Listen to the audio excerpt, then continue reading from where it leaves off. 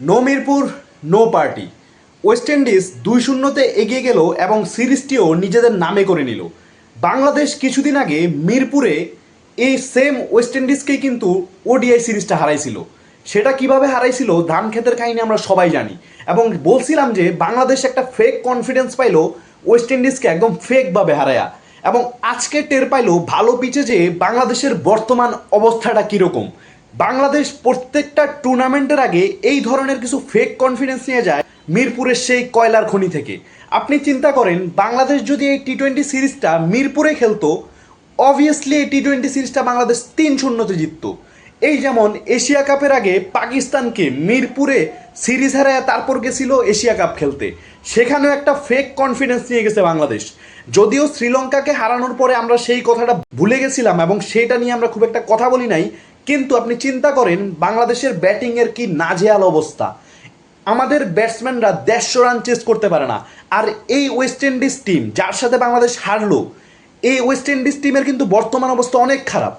এরা 2 থেকে 3 মাস আগে নেপালের সাথে সিরিজ হারছে, টানা 8টা টি-20 সিরিজ হারার পরে নবম সিরিজে বাংলাদেশকে হারাইলো। চিন্তা করেন, যেই দলটা নেপালের সাথে আয়ারল্যান্ডের সাথে সিরিজ হারে টি-20, সেই স্কোয়াডের বিপক্ষে বাংলাদেশ কি করে।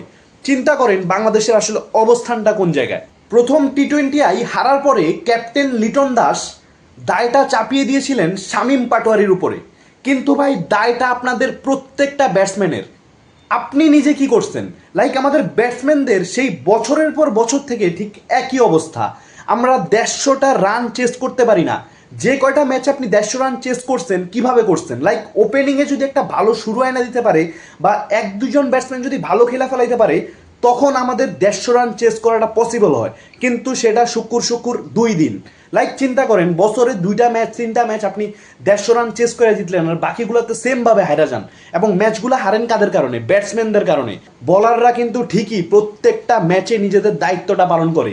আজকে ওয়েস্ট ইন্ডিজ টিম 95+ রান করে ফেলায় মাত্র 1 উইকেটে। সেখান থেকে ওয়েস্ট ইন্ডিজ টিমকে 150 রানের মধ্যে আটকায় দিছে এমন একটা ব্যাটিং পিচে, আর আপনারা সেই 150 রান চেস করতে পারেন না। লাইক ক্যালকুলেটিং চেস কাকে বলে সেটাই যেন জানেন আমাদের ব্যাটসম্যানরা। টেলেন্ডারদেরকে ব্যাটসম্যানদের রোলও প্লে করতে হয়, বোলিংয়েও এক্সট্রা প্রেশার নিয়ে বোলিং করতে হয়। লাইক আপনারা ব্যাটসম্যানরা কি করেন? লিটন দাস যে গত ম্যাচে শামীম পাটোয়ারির দোষ দিছে, ভাই শামীম একা না, আপনারা সেম একই গোয়ালের গরু।